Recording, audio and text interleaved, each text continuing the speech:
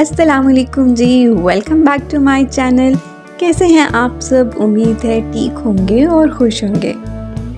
एक और नई वीडियो के साथ माही फिर से हाजिर है और इस वीडियो में आज क्या होने वाला है आपको टाइटल से तो पता चल गया होगा।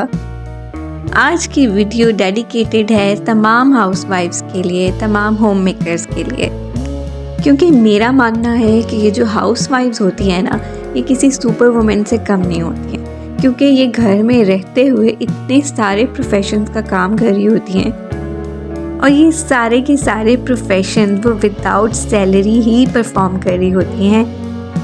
इन प्रोफेशंस में जो मेजर प्रोफेशन है वो तो इनके मास्टर शेफ़ का है, लेकिन इसके अलावा भी इतने सारे प्रोफेशंस हैं, जैसे कि मैनेजिंग का है, फाइनेंस का है, और इसके अलावा इवेंट प्लानर होती हैं ये हाउसवाइफ्स। इन हाउसवाइफ्स ने बहुत बड़ी जिम्मेदारी अपने कंधों पर उठाई होती है, जिसमें ना सिर्फ तरबियत शामिल है बच्चों की, बल्कि पूरे घर का माहौल अच्छे से बनाकर रखने की भी है। इसीलिए तो कहते हैं happy mother it means happy family.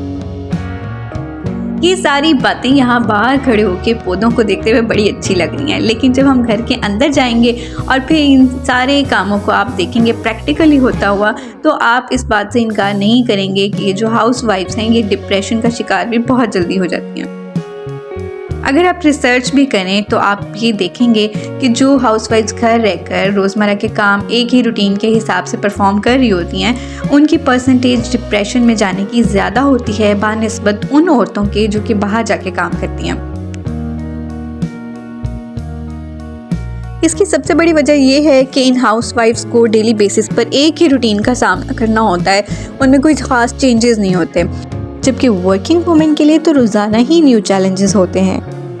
तो अब इस डिप्रेशन से बाहर निकलने के सारे सॉल्यूशंस मैं आपको इस वीडियो में बताने वाली हूँ, जिनको फॉलो करके आप एक स्मार्ट हाउसवाइफ बन सकती हैं और अपनी ज़िंदगी में बहुत सारे चेंजेस ला सकती हैं। सबसे पहला सॉल्यूशन है टाइम मैनेजमेंट। अगर आप टाइम मैनेजमेंट सीख लें और इसको अप्लाई करें तो आपके बहुत सारे प्रॉब्लम्स तो वैसे ही सॉल्व हो जाएंगे। टाइम मैनेजमेंट में आपको प्लान करना होगा कि आपने कौन सा काम कब करना है। टाइम मैनेजमेंट में वीकली प्लान भी हो सकता है, डेली प्लान भी होता है और मंथली प्लान भी होता है। प्लान करने से आपको ये पता होगा कि कौन सा काम पहले करना है, कौन सा काम बाद में करना है, और उसी सीक्वेंस से आप चलते जाएंगे और टाइम मैनेजमेंट के अंदर अंदर आप अपने सारे काम कंप्लीट कर लेंगे। और ये मेरी प्यारी सी जुबाजी मेरी हेल्प के लिए आती हैं रोज़ाना, इनकी आप टाइम मैनेजमेंट चेक करें। यहाँ पे अंदर इन्होंने सफाई का काम शुरू किया हुआ है और बाहर इन्होंने मशीन साथ ही लगा ली है कपड़े धोने के लिए, ताकि इनकी टाइम मैनेजमेंट अच्छी रहे। नंबर 2 पे जो सोल्यूशन है वो है हाउस होल्ड मैनेजमेंट।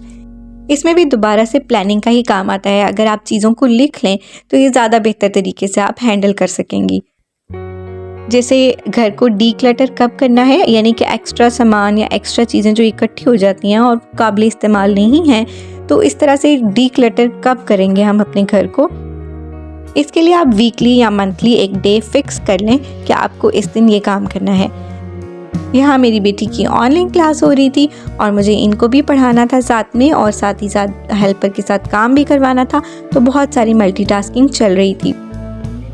ये जो हाउसवाइफ्स होती हैं ना, ये मल्टीटास्किंग की एक्सपर्ट होती हैं। इवन कि अगर ये रेस्ट भी कर रही होती है ना, तो इनके ब्रेन में ये चल रहा होता है कि इन्होंने क्या काम करना है, कौन सा काम हो गया है, अब क्या रह गया है। तो इसका सलूशन भी मैं आपको देती हूँ। आपकी ये जो हाउसवाइफ्स वाली रूटीन है ना, इससे हट के आपको कोई ना कोई एक एक्टिविटी रखनी चाहिए, जिसमें या तो आप बेशक कोई अर्निंग वाला काम कर लें या फिर अपनी स्टडी को इन्हांस करने का काम कर लें।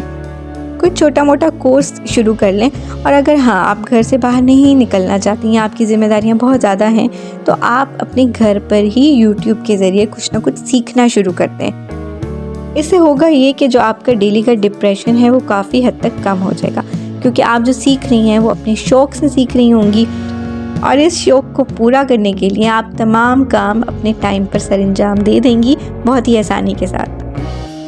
अब चलते हैं नेक्स्ट सोल्यूशन की तरफ। अगर आप मील प्लानिंग, यानी कि रोज़ाना हमें क्या पकाना है, इसकी भी आप प्लानिंग वीकली कर लें तो ये बहुत ही आसान रहेगा, क्योंकि आपको उठते ही पता होगा कि आपने क्या बनाना है, और उसकी जो भी ग्रॉसरी की लिस्ट होगी वो आपने पहले ही मंगवा कर रख ली होगी, तो दिन का आगाज़ ही बहुत अच्छा होगा।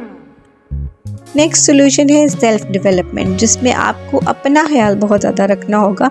ऐसा नहीं होना चाहिए कि बस उठते साथ ही आप घर के कामों में लग गई हैं और पूरा दिन ऐसे ही गुजर गया है कि आपने सारा दिन ही उन्हीं कपड़ों में गुजार दिया जो आपने रात को पहने थे। और आप मेरी इस बात से भी इत्तेफाक करेंगी, बहुत सी हाउसवाइफ्स इतना बिजी होती हैं कि उन्हें अपने बालों को भी संवारने का टाइम नहीं मिलता। तो आपको ऐसा नहीं करना है, आपको अपने लिए सजना है और संवरना है। जब आप हैप्पी होंगी, आपको खुद से अच्छी वाइब्स आएंगी, तो आपके बच्चों को भी अच्छी वाइब्स मिलेंगी आपसे, और एक हैप्पी फैमिली वाले, जो कि एक आइडियल फैमिली वाला माहौल होता है ना, वो आपके घर का बन जाएगा। यहाँ पर मैं आलू वाले पराठे बना रही थी और साथ ही मैंने चटनी बना ली थी कुछ एक्स्ट्रा, जिसको मैं फ्रीज़ करने वाली थी, और फिर जब ज़रूरत होगी तो मैं एक एक निकाल कर उसको दही में मिक्स कर लूँगी। और साथ ही नमाज का टाइम हो गया था, तो मैंने सोचा पहले मैं नमाज़ पढ़ लूँ। घर के काम तो कभी ना ख़त्म होने वाले होते हैं, जो कभी भी ख़त्म नहीं होंगे, एक के बाद दूसरा आन खड़ा होगा। जो वर्किंग वुमेन होती है ना, उनको तो शायद फिर थोड़ा बहुत वक्त मिल जाता है फ्री टाइम के लिए, लेकिन घर में रहकर आपको बिल्कुल भी फारिग टाइम नहीं मिल सकता। इसलिए टाइम मैनेजमेंट के साथ आपको अपने लिए फ्री टाइम निकालना होगा।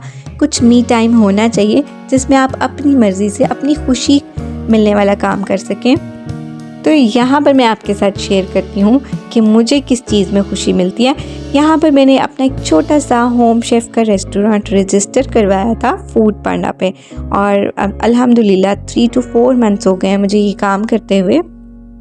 अपने रेस्टोरेंट के लिए ही यहाँ पर मैंने ये बड़ी पैकिंग मंगवाई थी ऑलिव्स की, जिनका इस्तेमाल काफ़ी ज़्यादा हो रहा था। जैसे मैं लोडेड फ्राइज़ बना रही थी तो उसके अंदर भी यूज़ हो रहे थे। इसके अलावा वाइट सॉस पास्ता बना रही थी, उसमें भी ये बहुत यूज़ हो रहे थे। तो इसलिए मैंने सोचा कि क्यों ना बड़ी पैकिंग मंगवा ली जाए। फूड पांडा पर काम करने का मुझे फ़ायदा ये है कि एक तो मैं घर रहती हूँ और जो मैंने कुकिंग की होती है वही मैं अपने रेस्टोरेंट के पोर्टल पे लगा देती हूँ। तो इस तरह से बहुत अच्छे से घर बैठकर अर्निंग भी कर लेती हूँ। और अगर आप में से किसी को इसकी रजिस्ट्रेशन या इसकी कोई इन्फॉर्मेशन चाहिए हो तो मुझे कमेंट बॉक्स में ज़रूर बताइएगा, मैं आपको बहुत अच्छे से गाइड कर सकती हूँ।